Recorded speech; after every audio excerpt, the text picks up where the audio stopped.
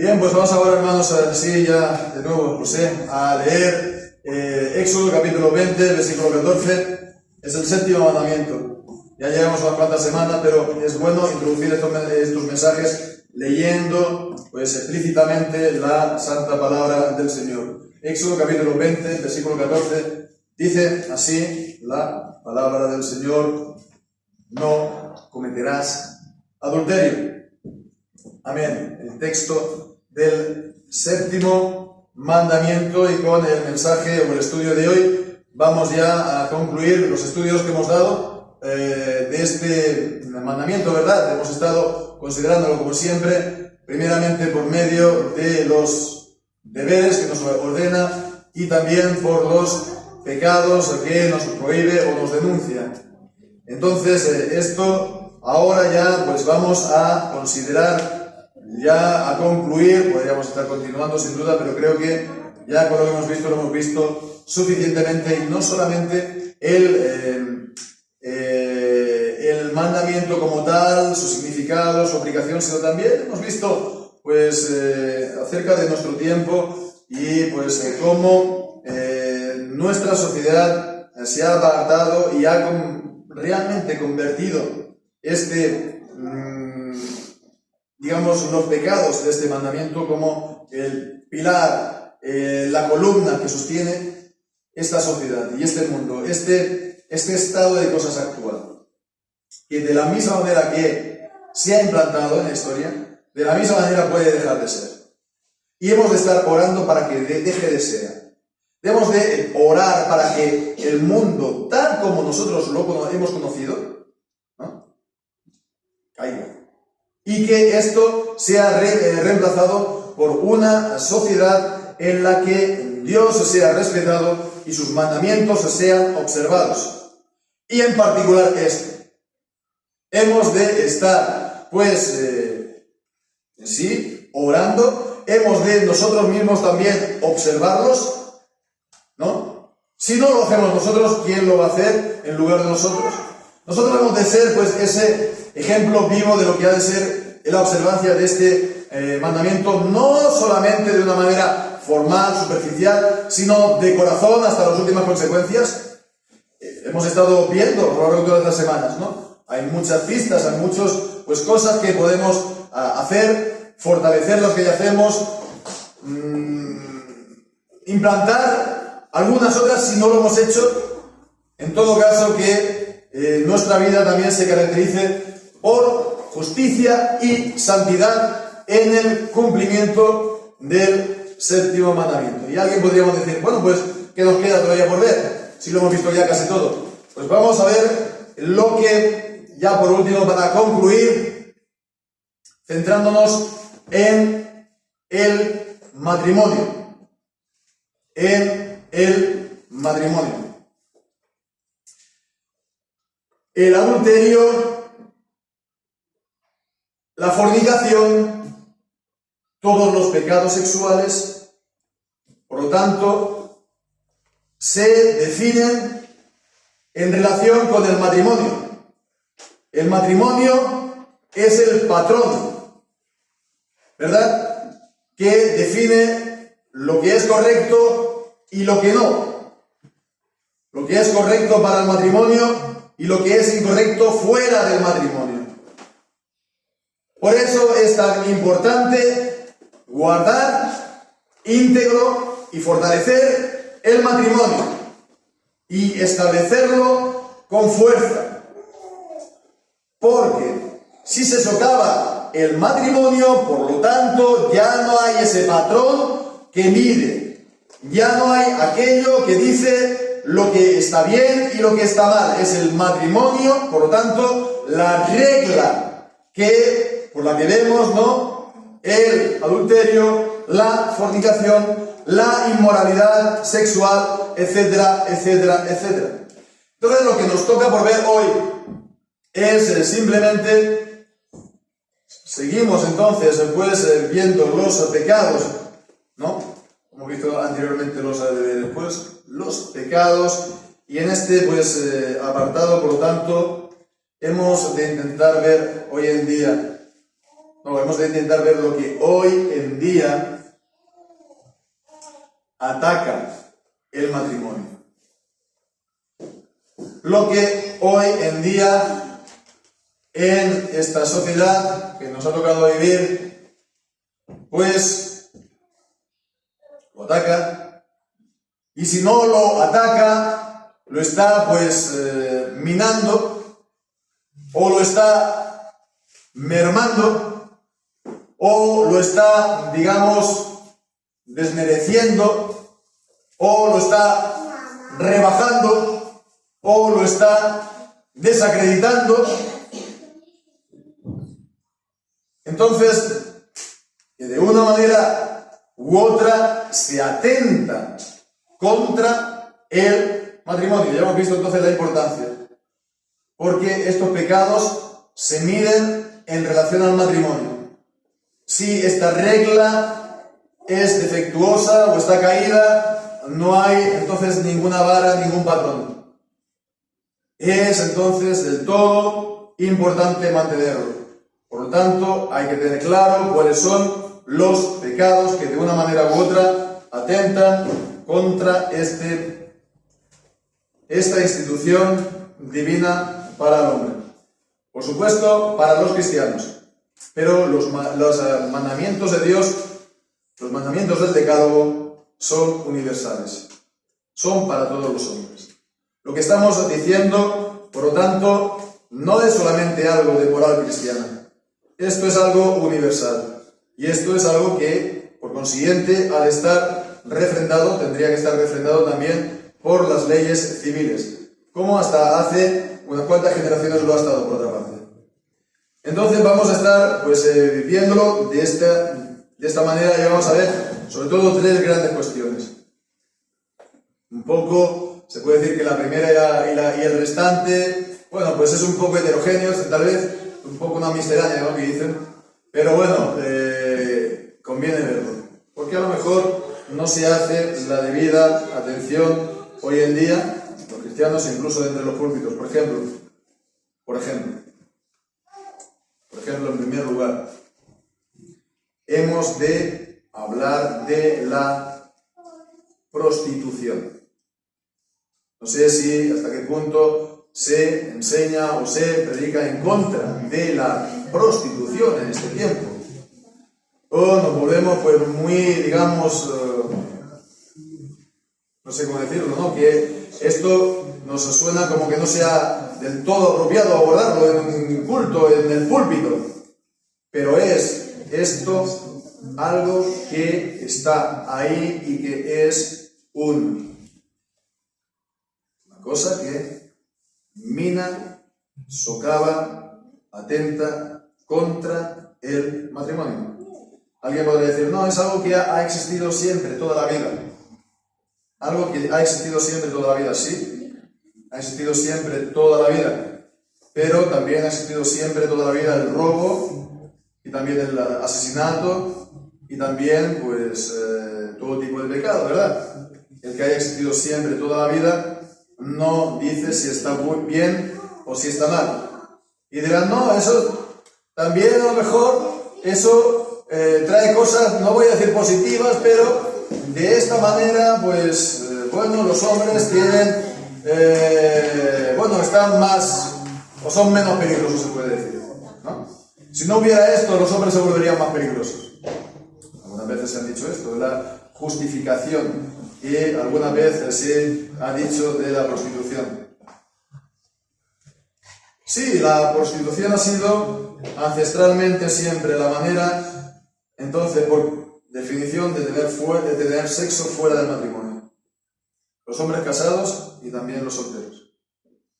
Hoy en día, ya después de esta revolución sexual que hemos visto las últimas semanas, desde la Primera Guerra Mundial hasta aquí, pues esto se ha relativizado. Pero toda la vida, ¿no?, anteriormente, era, pues, para eso estaba la prostitución.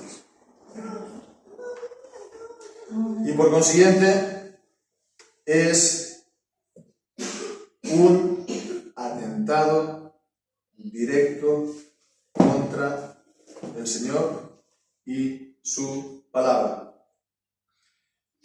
Alguien alguien puede decir, no, lo encontramos también incluso en la Biblia. Ahí está, por ejemplo, la historia de Judá y Tamar, ¿no? Y, bueno, pues no se especialmente censura, ¿no?, a Tamar.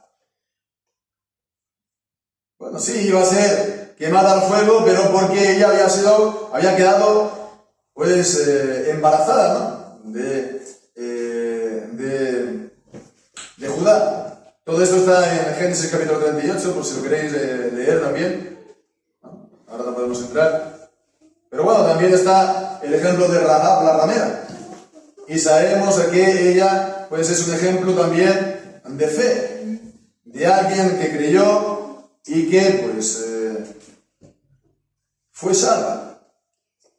Y que también actuó bien, pues, recibiendo a los espías de Israel y enviando a sus perseguidores por otro camino. ¿Vale? Bien. Pero todo esto no se puede utilizar como para relativizar el mandamiento. Y en la palabra de Dios tenemos, pues, mandamientos explícitos muy claros al respecto. Deuteronomio capítulo 23, versículos 17 y 18. No haya ramera de entre las hijas de Israel, ni haya sodomita de entre los hijos de Israel. No traerás la paga de una ramera, ni el precio de un perro. Por el contexto, por lo tanto, está haciendo referencia a los sodomitas.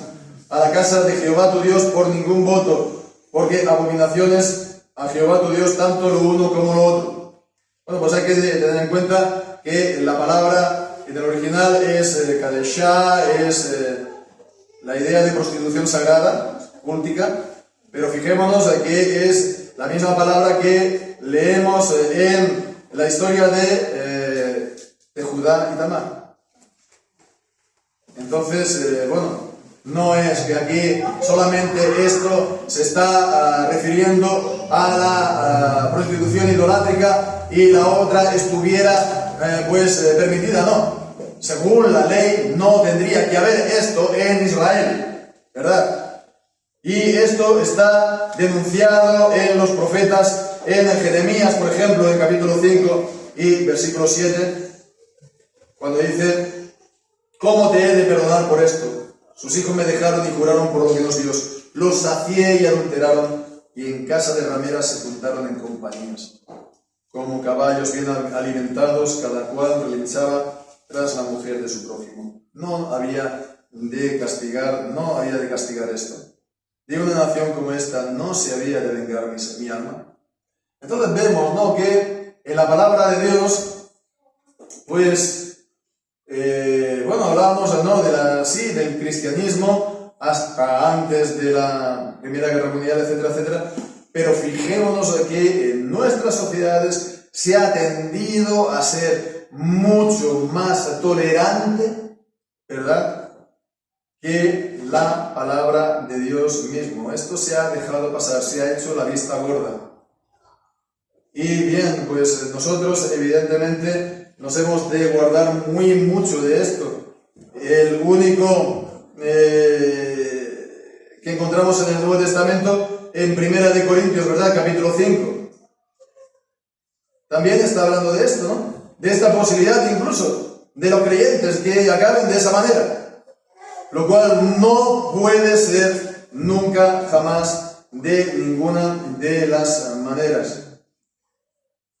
En el capítulo 6, mejor dicho, dice, capítulo 6, versículo 15, ¿no sabéis que vuestros cuerpos son miembros de Cristo? Quitaré pues los miembros de Cristo y los haré miembros de una ramera. De ningún modo. ¿O no sabéis que el que se une con una ramera es un cuerpo con ella? Porque dice, los dos serán una sola carne. Pero el que se une al Señor es un espíritu con él. Huid de la fornicación.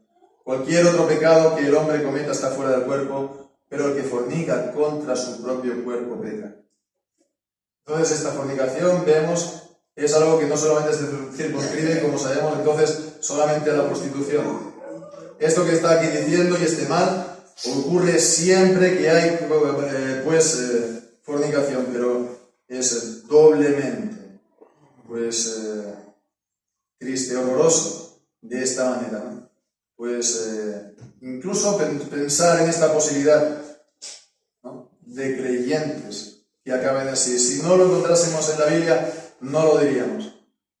Pero hemos de guardarnos de toda contaminación, hermanos, de todo tipo de idea. Porque fijémonos cómo aquí en España, ahora ya no tanto, pero en la década anterior, antes de la gran crisis del 2008, fue el gran boom económico que en España. ¿Cuál fue el resultado? ¿No? Que se pusieron burdeles en toda la geografía de España o en todo lugar. Eso es lo que trajo realmente el boom económico antes de la gran crisis. Bueno, hermanos, no puede ser así, y esto tarde o temprano tendrá que acabar. Hemos de saludar realmente todas las iniciativas que se han hecho para acabar con la prostitución, y muchos de ellos han sido también llevados por evangélicos aquí en este país, y vamos a decir que eso está bien. Pero lo único que podemos decir es que sí, en muchos casos, la mayoría de los casos tal vez, las prostitutas, etcétera, habrán sido víctimas. No podemos decir que no, pero no solamente decir esto, ¿no?, un discurso victimista de ellas, ¿no? Ellas también, en la medida que están participando de esto, están en una responsabilidad, y hay gente que también lo hace de manera voluntaria por el lucro, porque da dinero. Y hay gente que no tiene ninguna necesidad. Y sobre todo estamos hablando hoy en día de gente muy joven. Entonces, fijémonos cómo esto tiene que acabarse. Por no haberse abordado, por no haberse señalado, seguramente esto lo que ha hecho ha sido permitirlo y que prolifere. Pero bueno, esto es solamente, ya digo, era un poco misceláneo, un poco de aquí y de allá, pero sobre todo nos vamos ahora a centrar en la cuestión del matrimonio, más propiamente dicha. Todo lo que atenta o disminuye o rebaja, desmerece al matrimonio. Pues hemos de abordar ahora la cuestión del celibato o soltería. El celibato tiene una connotación más bien religiosa, ¿no? El don o el voto de celibato, los votos de celibato para la gente que quiera servir al Señor. Pero después también está la perspectiva más secular, ¿no?, la cuestión de la soltería. Y en cuanto a esto, lo que ya hemos dicho a veces, ¿no?, de entrada, por supuesto, está la cuestión del don de continencia, o el don, se podría decir, de soltería, o el don de celibato, se puede decir, que es lo que Pablo enseña en 1 Corintios capítulo 7. Entonces, de esto tampoco se puede hacer una ley universal, absoluta y sin ningún tipo de excepción. Está también, por lo tanto, este don del celibato y de la soltería. Y que esto a veces no es una cosa tan evidente para aquel que lo ha recibido o lo está recibiendo, ¿no? Esto a veces también es algo que se tiene que descubrir, ¿no? Esto es algo que a lo mejor el Señor le da a alguien, entre comillas, cambio de planes. Que uno, en principio, querría casarse, pero que al final el Señor, en su providencia, no lo dispone así, y, por lo tanto, si así lo hace, le estará dando también este don de continencia. El Señor no hace las cosas equivocadamente ni lo hace mal, ¿verdad? Entonces, lo que dice el apóstol Pablo en 1 Corintios 7, cada cual tiene su don de Dios, uno de una manera, otro de otra manera. Esto, por supuesto, es una cosa, pero por por otra parte, está también entonces cómo tenemos que ver y contemplar la cuestión del matrimonio, celibato, / soltería. Porque fuera de estos casos que hemos dicho, fuera del celibato o de la soltería, fuera de esto, lo normal, ¿no? Lo normal, y por lo tanto, lo normal normativo, tendría que ser el casarse.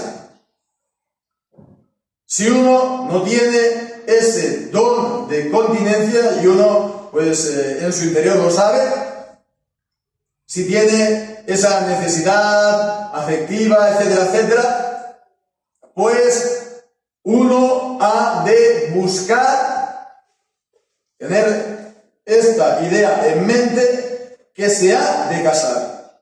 No que se podría casar, que se ha de casar. ¿Verdad? Entonces, esto es una cosa importante porque pone entonces un cierto, se puede decir, deber en cuanto al matrimonio.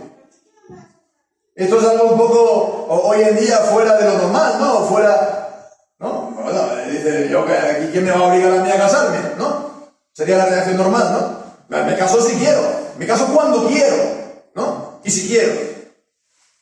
Pero, bueno, eso bien si tienes, como digo, ese don. Si no lo tienes, no, estás haciendo mal.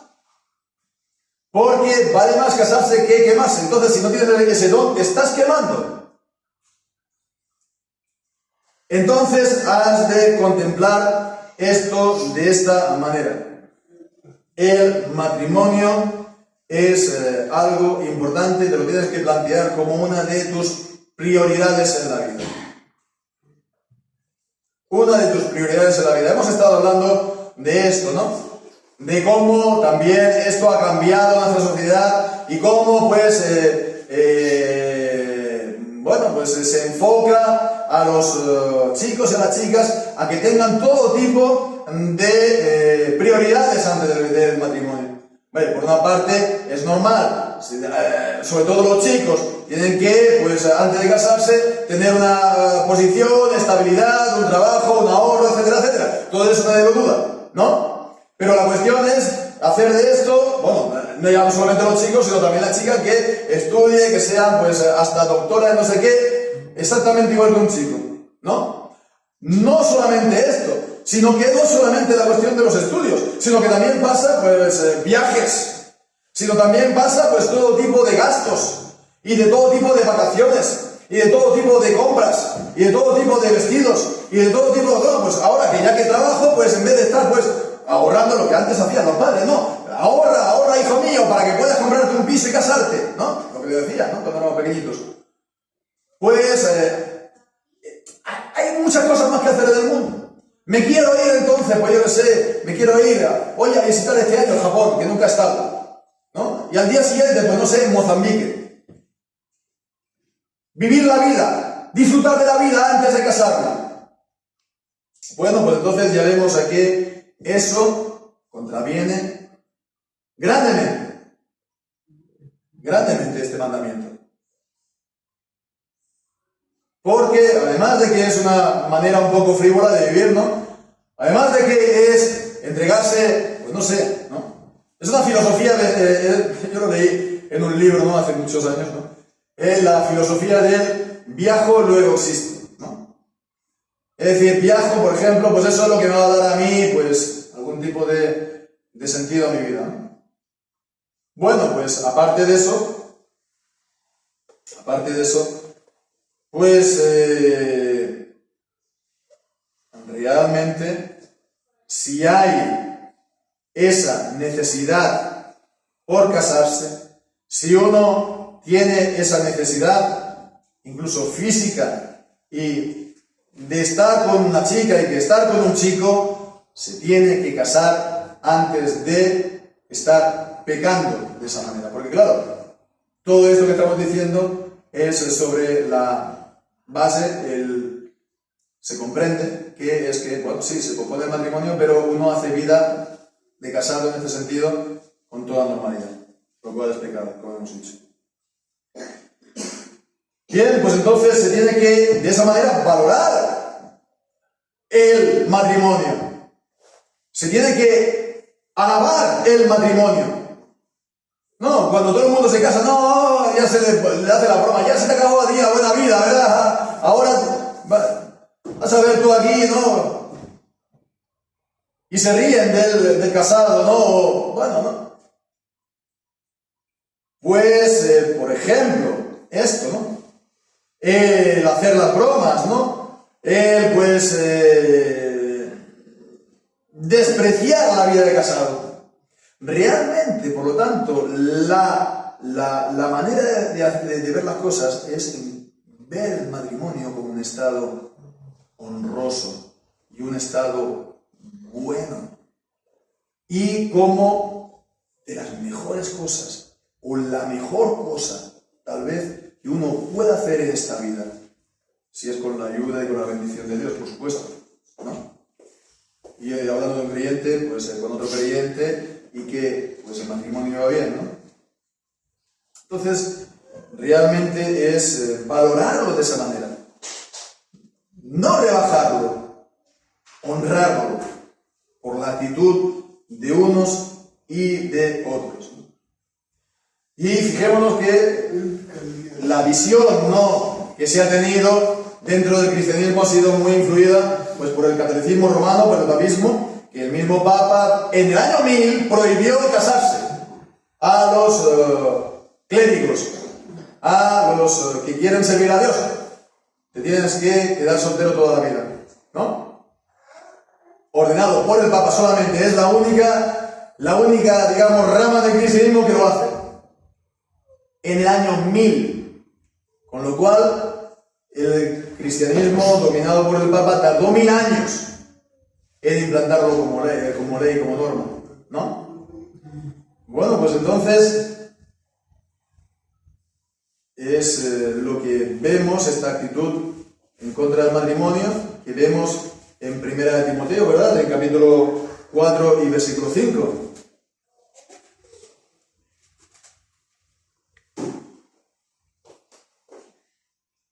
No es el 4, 5, es el capítulo 4, sí, pero versículo 2, 3. Dice, el Espíritu dice claramente, en los últimos tiempos, algunos apostatarán de la fe, escuchando espíritus de error y de doctrinas de demonios, que con hipocresía hablarán mentira, teniendo como utilizada su conciencia, que prohibirán casarse y mandarán abstenerse de los alimentos que Dios crió para que con acción de gracias participaran de ellos los creyentes y los que ya han conocido la verdad.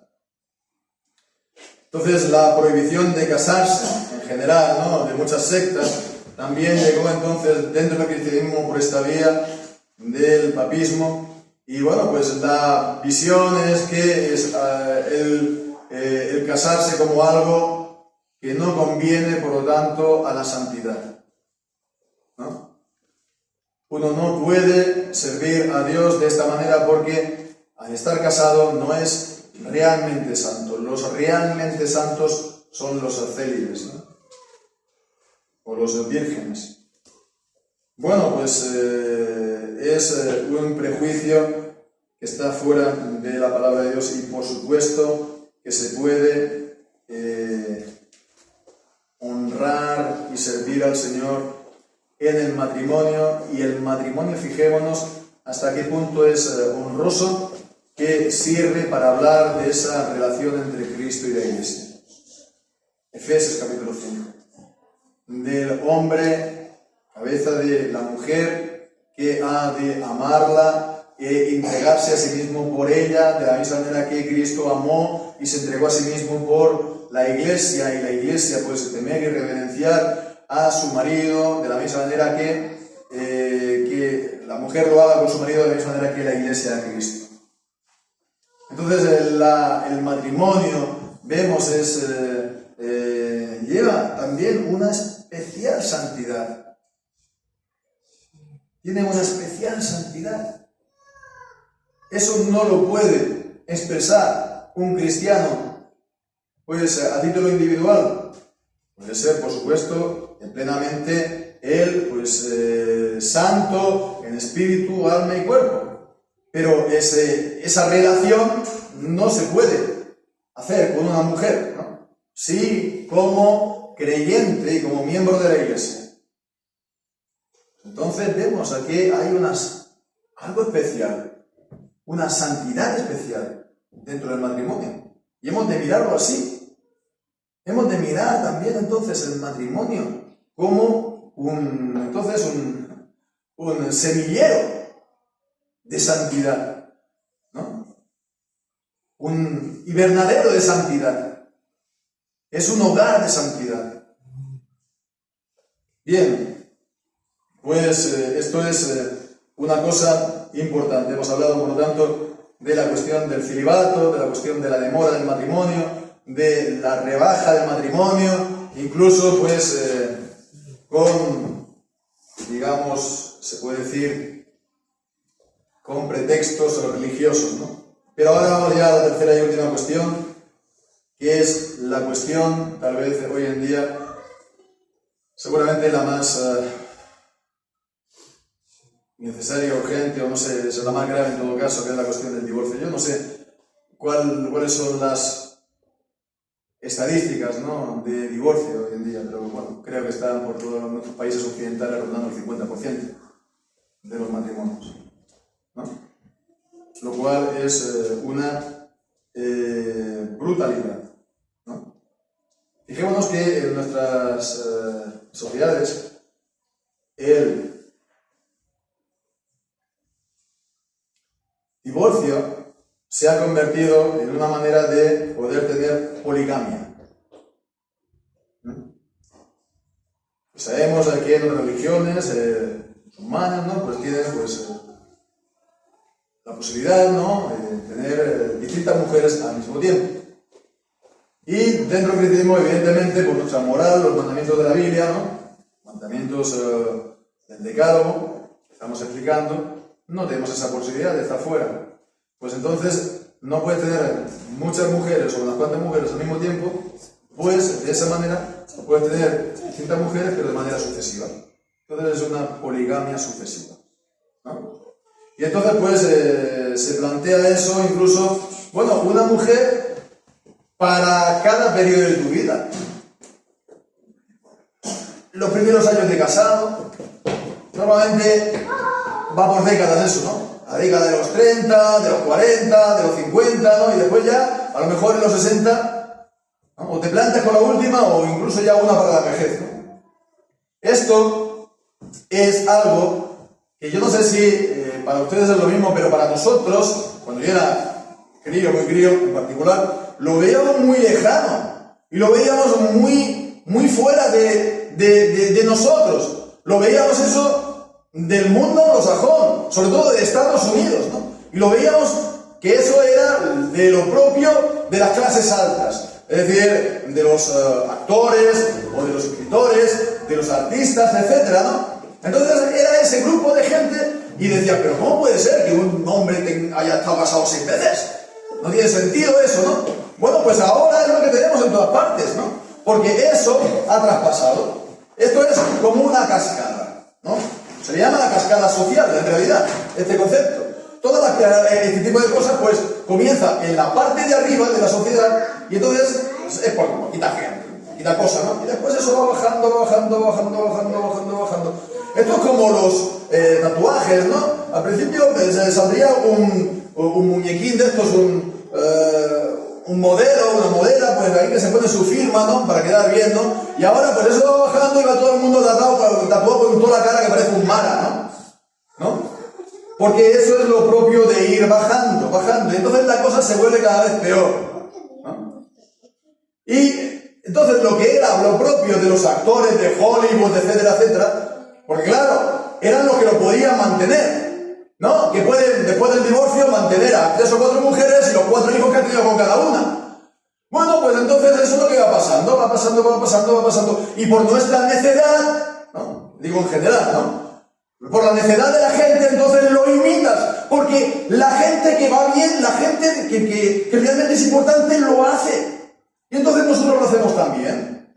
Pero claro, ellos a lo mejor lo pueden hacer, pero nosotros que tenemos así como 1000 euristas y vamos ahora a tener que estar aquí pagando la pensión de una y otra, hijos, etc.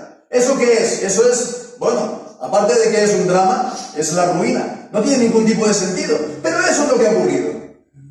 Eso es lo que ha ocurrido en nuestras sociedades. Por la emulación, por la imitación. Porque imitamos Hollywood, porque imitamos la cultura dominante, a los que saben, a los que pueden, ¿no? Ellos sí, nosotros vamos a ser como ellos. Bien, pues realmente tenemos ahora este panorama catastrófico, ¿verdad? En cuanto al divorcio. Que hemos de decir, en cuanto al divorcio, que la Biblia lo reconoce. Reconoce la posibilidad del divorcio como legítimo en caso de adulterio y en caso de abandono del hogar. En caso del adulterio lo tenemos aquí por ejemplo, podemos simplemente para hacerlo de manera sencilla en Mateo capítulo 5, ¿verdad? En el versículo 31 es el sermón del monte. También fue dicho, cualquiera que repudie a su mujer, dele carta de divorcio. Dice, pero yo os digo que el que repudie a su mujer, dice, excepto por causa de fornicación, hace que ella cometa adulterio. Y el que se casa con la repudiada, comete adulterio. ¿No? Excepto por causa de fornicación.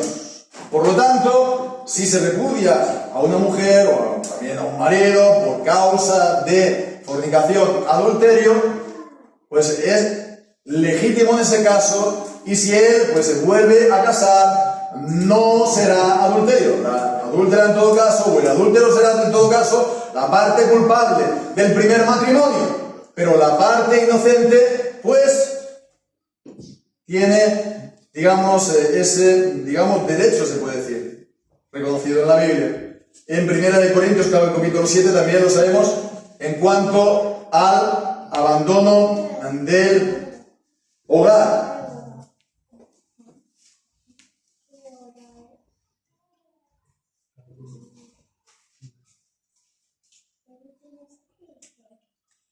¿Cuál es el...?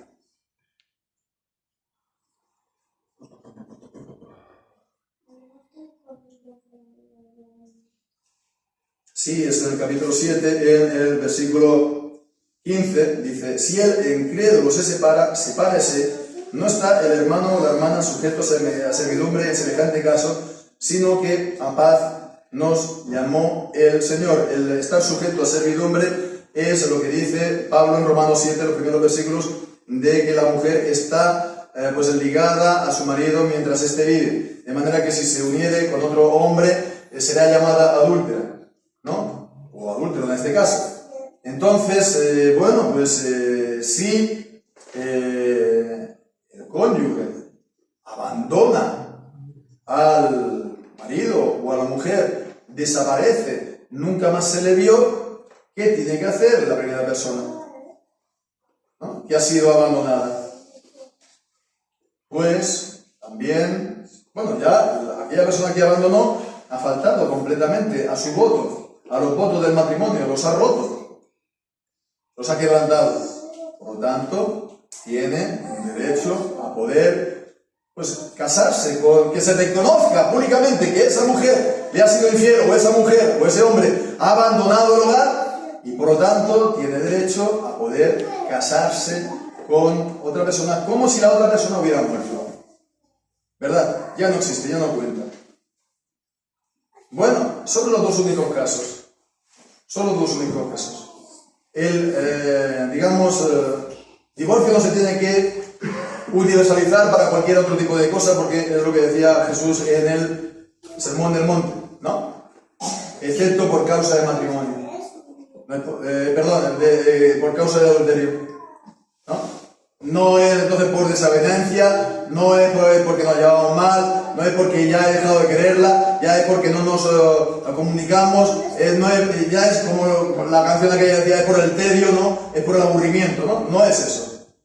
Todo eso no son motivos ni de lejos, ¿no?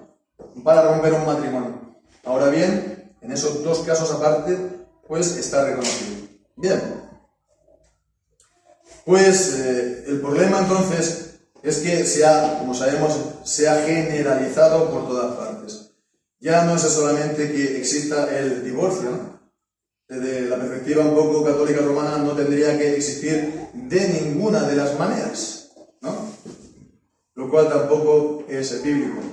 Pero, por supuesto, que exista esta posibilidad del divorcio, no significa que el divorcio pueda hacerse de manera libre, ¿no? De manera práctica, sí, libre, totalmente, como se hace aquí, por ejemplo, en España, con el llamado divorcio express. Y saben, es mucho más difícil hoy en día mover administrativamente los trámites para casarse que para divorciarse. Para divorciarse basta una simple llamada, casi por teléfono, no sé si lo puedes hacer por internet, ¿no? Aquí pones aquí tu clic y ya está, ¿no? Y incluso pues hay gente que se ha enterado que está divorciado porque ha recibido la carta en el buzón, ¿no? Su mujer no le ha dicho nada, ella de motu propio lo llevó todo a cabo y entonces ya el otro dice, ¿qué es esto, no? Entonces vemos, esto es lo que ocurre hoy en día porque, bueno, pues no se le da ningún tipo de importancia al matrimonio y por lo tanto se promueve y lo que se está pues promoviendo en la sociedad es precisamente el divorcio antes que el matrimonio, se tiene que decir así.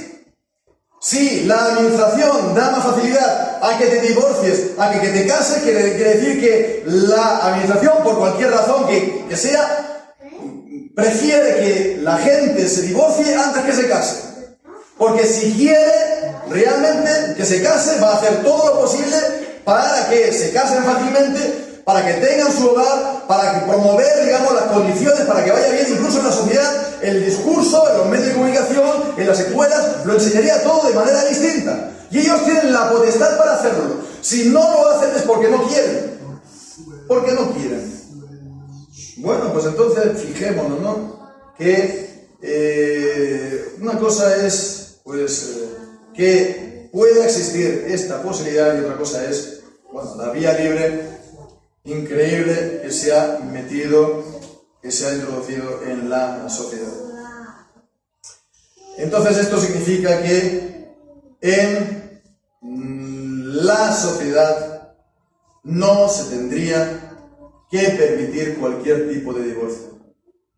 Que a cualquier persona que se quiera divorciar se tendría que mirar si realmente cumple las condiciones para que se divorcie o no se divorcie. Y en todo caso es una cosa que, hablando de gente, de creyentes, de miembros de la iglesia, es algo que siempre se tendría que intervenir dentro de la iglesia. En ningún modo, en ningún lugar, de ninguna manera se tiene que dar carta de naturaleza al divorcio dentro de la iglesia. Se puede dar, como hemos dicho, estos casos en los que es legítimo, pero solamente en esos casos y siempre que se conozca que haya algún tipo de problema, se tiene que tratar de intervenir, aconsejar, ayudar, pastorear, etcétera, etcétera, para que se pueda evitar lo peor.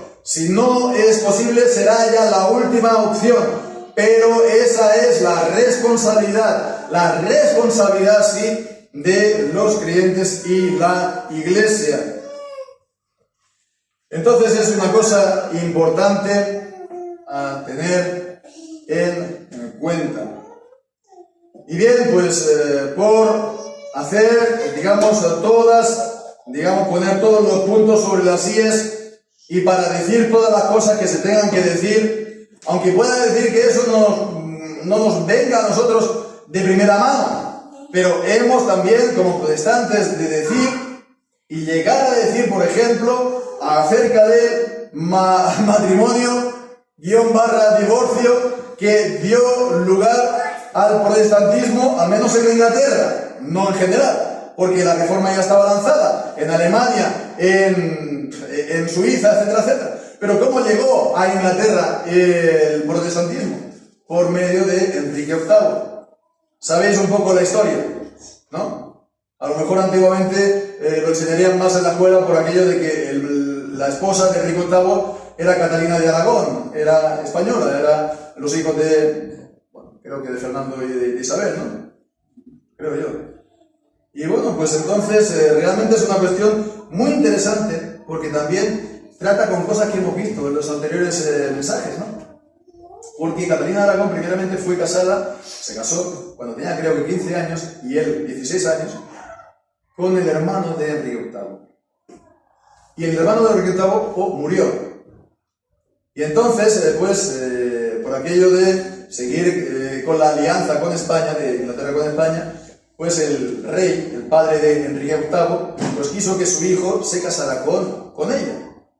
Pero claro, lo que decíamos de la ley del levirato, lo que decíamos de los grados de consanguinidad, no estaba permitido.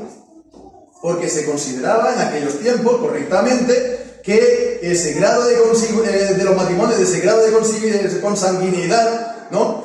El casarse uno con la que había sido mujer de su hermano, o viceversa, eso atenta contra la palabra de Dios y no es un matrimonio lícito. Y entonces, ¿qué es lo que pasó? Un poco de chanchullo, el chanchullo, ¿no? Vamos a conseguir entonces una bula por parte del Papa. Una bula conforme a que el primer matrimonio no se consumó. Y como lo que habíamos dicho, ¿no? Como no se consumó, no había existido. Fue una mera formalidad. Entonces, pues, ¿cómo se podía eso saber? Pero bueno, fue la manera como esos chanchullos, pues, se pudo hacer. Y bueno, pues sí, estuvieron casados, se casaron felizmente y tuvieron muchos hijos. Ningún hijo varón. Todos los hijos varones se le murieron. Pero sí que tuvo hijas. Y estuvieron casi 20 años casadas. Pero claro, Enrique VIII no era un hombre de una sola mujer, sino que, como rey que era, se acostaba con quien quería. Y de una de ellas, pues, Ana Bolena, una chica jovencita, monina, se quedó enamorado. ¿Qué pues? Como estoy enamorado de ella y la otra no me ha dado hijos y además ya han pasado 20 años y ya se le ha pasado de edad de tener hijos, pues entonces me voy a divorciar de ella, ¿no? Y entonces el Papa dice, no, que divorciar de ella, no, para nada, ¿no? Me voy a divorciar de ella. Que no, que sí, que no, pues entonces se divorcia, el otro lo excomulga, y entonces el otro así, pues entonces nos vamos a hacer protestantes, ¿no? Pero el protestante significa que yo voy a mandar sobre esa iglesia. Yo voy a ser la cabeza de esa iglesia. No el Papa, yo voy a ser quien mande en ella. Yo voy a poner los obispos. Yo voy a ordenar como si fuera por cualquier otra cosa. ¿Por qué? Pues porque yo he traído el protestantismo a la iglesia, a la nación. Si yo lo he traído, yo mando. ¿No? Bueno, pues esto es algo que tenemos que hacer también, atención, los protestantes. Porque si los católicos nos vienen a decir algo acerca de Enrique VIII, hemos de decirle que sí, que eso estuvo mal. Estuvo mal por partida doble. Primero por casarse con la que había sido mujer de su hermano. Pero una vez que te has casado y una vez que has tenido hijos con ellas, no la puedes despedir de esa manera como hiciste, con ese tipo de chanchullo, ¿no? Primero consigo una bula, después me divorcio porque ¿no? En total, yo hago lo que quiero. Entonces, hermanos, hemos de hacer también ese no ejercicio de autocrítica, porque a nosotros no nos toca esto de nada. Esto no nos toca a nosotros de nada. Esto, en todo caso, a los que están bajo la iglesia anglicana, ¿no? Hemos de decir que eso es lo propio de la iglesia anglicana y de la iglesia de la Reforma o el protestantismo en Inglaterra. Y eso es lo que explica cómo fue la Reforma en Inglaterra y cómo fue el anglicanismo y cómo el rey ha sido la cabeza de esa iglesia durante mucho tiempo. Y fijémonos que ahora hace 4 días pues le han coronado, etcétera, etcétera. Pero bueno, nosotros como iglesia estamos dependiendo, por supuesto, no dependiendo, formamos parte de la iglesia de Escocia, y la reforma en Escocia fue completamente distinta. Nada que ver, absolutamente nada que ver. Si alguien nos viene y nos diga, no, que vosotros seguís al rey, para nada, no tenemos nada que ver. La historia de la reforma en Escocia no tiene nada que ver con Enrique VIII, no tiene nada que ver con el anglicanismo, fue una reforma, se puede decir, con todos los de la ley, con toda la de la palabra de Dios. Bien, pues entonces todo esto es algo a tener en cuenta, porque alguien podría decir, ¿hemos de mezclarnos en este tipo de cosas? ¿Hemos de alzar la voz en este tipo de cosas? ¿Nos tenemos que mezclar en lo que hacen los reyes unos y otros? ¿O tenemos que simplemente, pues nosotros, a callar lo que ellos hagan, a sentir y a dedicarnos, entenderme bien, a predicar el evangelio a la gente? ¿No? Sin mezclarnos en lo que hagan la gente que gobierna el mundo. Es lo que tenemos que hacer. Pues fijémonos que si Juan el Bautista hubiera hecho eso, le hubiera ido humanamente hablando mucho mejor, ¿no? ¿Por qué? Pues porque se encontró con algo parecido. Herodes, el caso de Herodes es que refleja muy bien en la palabra de Dios en lo que hizo Enrique VIII. ¿Por qué? Porque primero se casó con la que había sido mujer de su marido. ¿No? ¿Perdón? Hermano, sí, claro, me estoy mezclando ya. Pero es que además él se divorció de su propia mujer y ella se divorció de su marido para volverse a casar. Muy parecido. Es decir, estaba la cuestión de la consanguinidad y después la cuestión de un divorcio ilegítimo en la misma persona. ¿Y qué es lo que hizo, pues, Juan el Bautista? Juan decía a Herodes, no te es lícito tener la mujer de tu hermano. Y le estuvo proclamando eso. Y le estuvo denunciando eso. ¿Verdad? ¿Qué tenemos que hacer nosotros? Nos tenemos que callar cuando vemos eso en la sociedad. Nos tenemos que callar cuando vemos eso de los gobernantes. No, es que eso no nos toca a nosotros. Nosotros nos ocupamos solamente de las almas y las cuestiones espirituales. No, todas las cuestiones que tienen que ver con la ley de Dios, por amor a Dios y por respeto a Dios y por la gloria de su nombre, la tenemos que abordar. Y si tenemos que denunciar públicamente a uno y a otro, lo hacemos y, bueno, pues asumiendo las consecuencias, ¿no? Asumiendo las consecuencias, como hizo también Juan el Bautista. Hoy en día se supone que hoy en día no hay soluciones tan drásticas para uno, ¿no? Pero bueno, se tienen que asumir las consecuencias, ¿no? Y no hemos de tener temor a los hombres. No tenemos que tener temor de los hombres. Porque dice Pablo, si quisiera pues agradar a los hombres, ya no sería siervo de Cristo. Bien, pues entonces fijémonos, hermanos, que esto es lo que tenemos nosotros. Están todos estos pecados, ¿no?, que se han de denunciar con el dedo y denunciarlos, y a sentido contrario, nosotros como creyentes hemos de guardar sus mandamientos y sus principios, y hemos de guardar pues todo lo que la palabra de Dios nos dice. Y esto se da por una parte la restauración de la sociedad. Si la destrucción de la sociedad ha venido por estar pues con el hacha dando en la base del árbol por este lado, la restauración de esta sociedad ha de venir por lo mismo, pero en el sentido contrario. Pero sobre todo por cada uno de nosotros. Sobre todo por cada matrimonio. Sobre todo por cada familia. Por cada hijo de la congregación, de los que el Señor nos ha dado y los que nos quiera dar. Que seamos, hermanos, pues esto, ¿no? En lo que dice el Salmo 144, ¿no? Esas columnas, ¿no? Y nuestros hijos sean esas columnas, y nuestros matrimonios sean esas columnas firmes, ¿no? Que no se muevan, ¿no? Y que sostengan, este tiempo. Y que sea también, pues, para nosotros una fuente de dicha y una fuente de bien en todos los días de vanidad que el Señor nos da, ¿no? Que así sea, y el Señor bendiga en su santa palabra. Amén. Amén.